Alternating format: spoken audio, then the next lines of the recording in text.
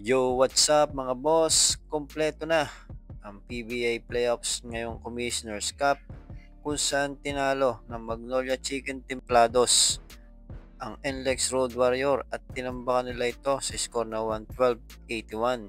Dito ay pinakita ng Magnolia Chicken Templados ang kanilang experience pagdating sa mga crucial game o do or die game.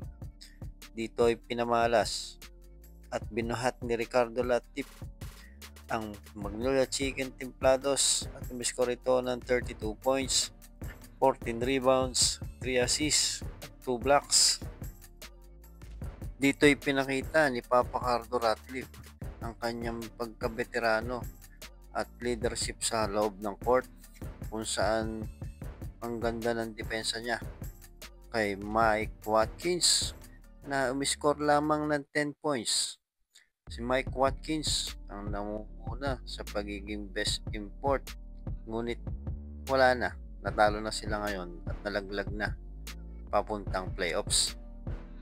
May score naman ng double digits sina Xavier Lucero 14 points, Rom De La Rosa 13 points, Gian Sanggalang 13 points, Mark Baroka 11 points.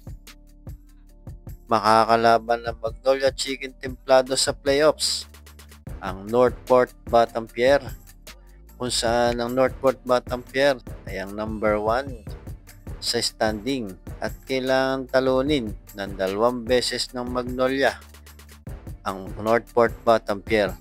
Kaya isa na namang mabigat na laban o hamon ang haharapin ng Magnolia Chicken Templados.